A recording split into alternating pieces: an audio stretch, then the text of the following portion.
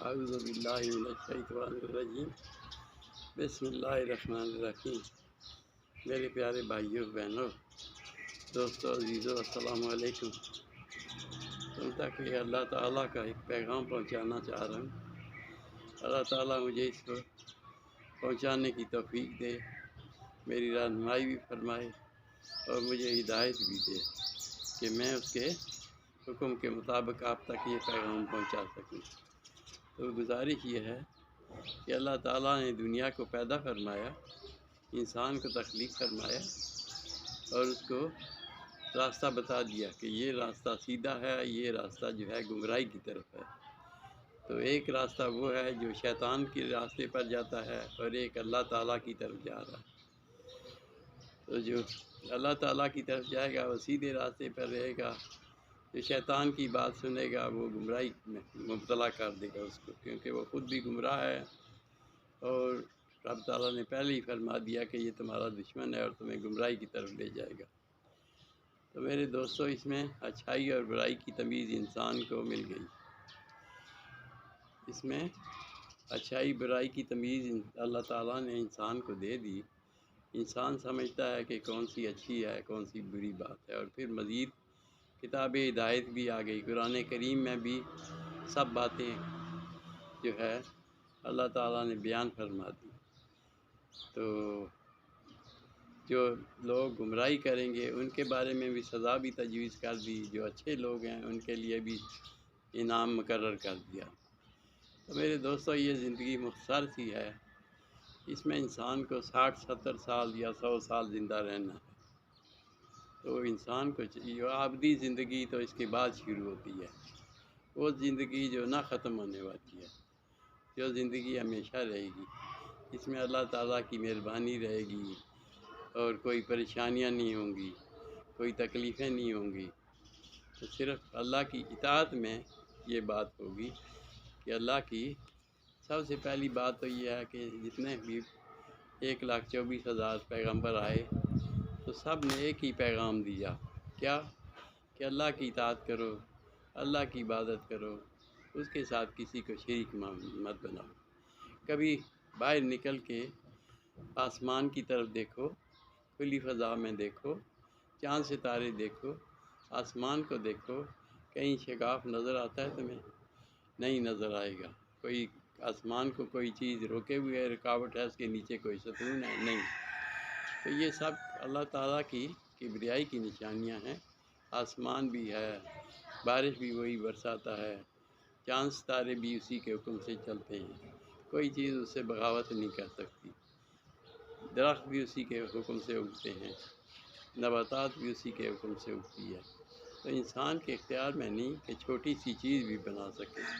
تو اللہ تعالیٰ نے تو اتنی بڑی بڑی کائنات بنا دی، ہم اس کے ساتھ شریک بنائیں گے تو خود ناسمجھی کی بات ہے۔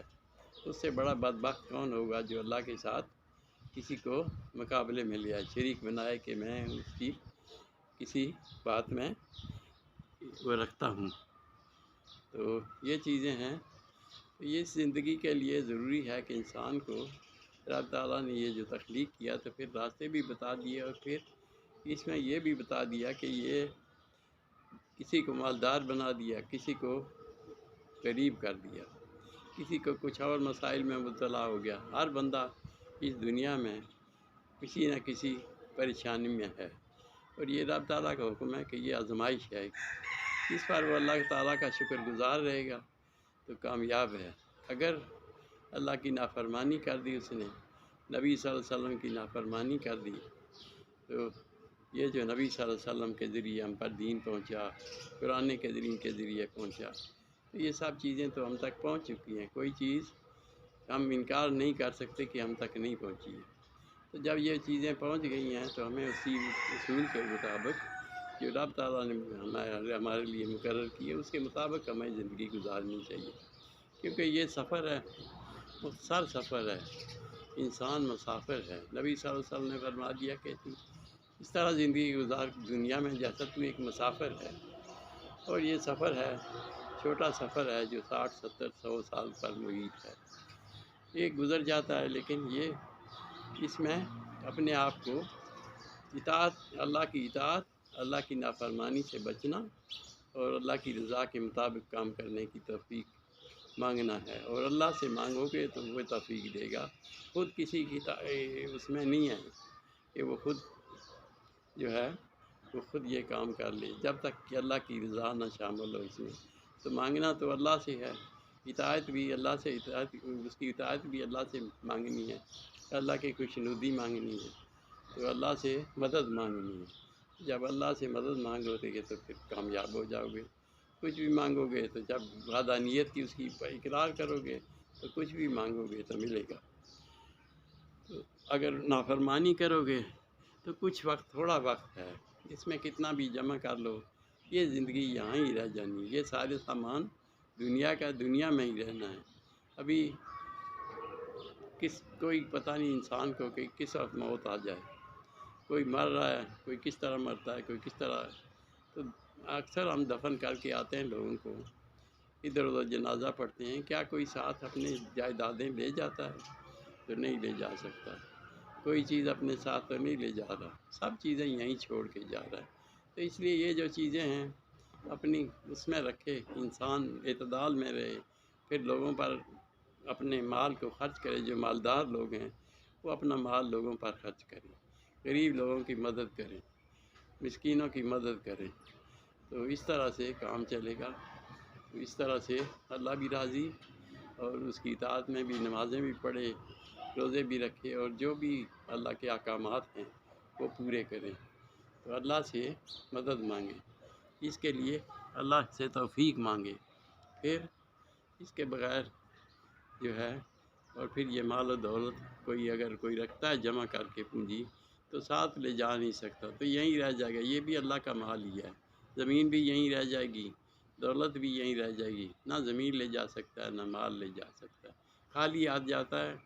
خالی ہاتھ اس کو جانا ہے، اور پھر جواب دہی بھی اس کی ہونی ہے کہ اتنا مال میں نے تمہیں دیا تھا،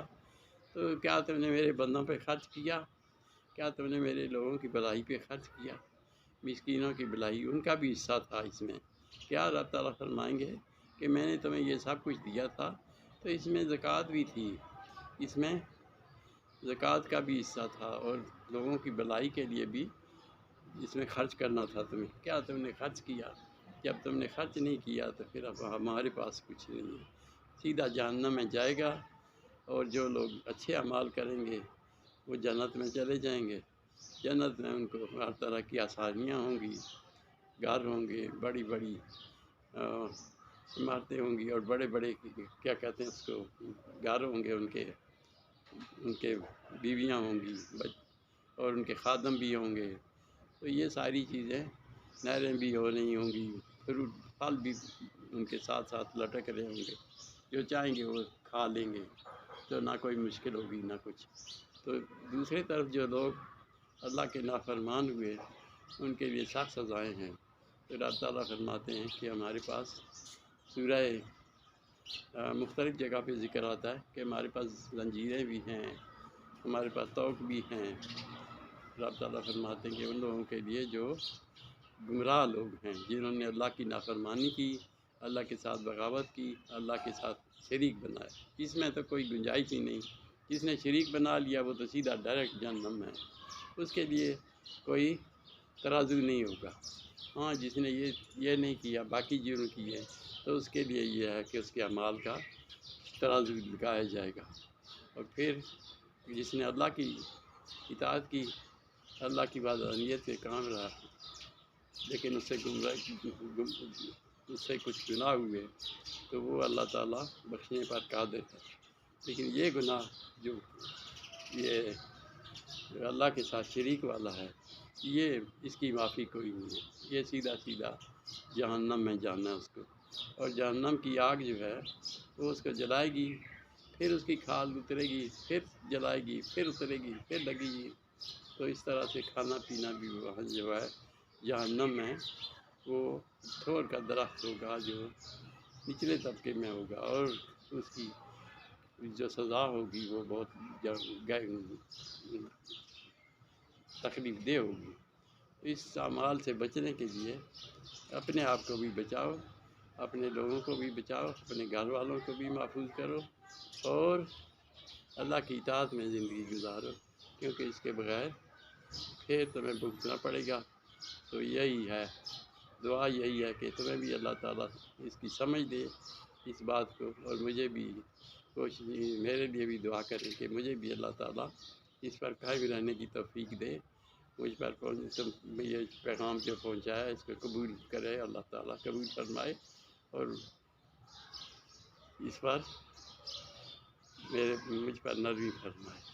صدق اللہ العظیم و صدق رسول النبی الکریم ونحن علی ذلک من الشاہدین والشاکرین والحمد للہ رب العالمین برحمتک یا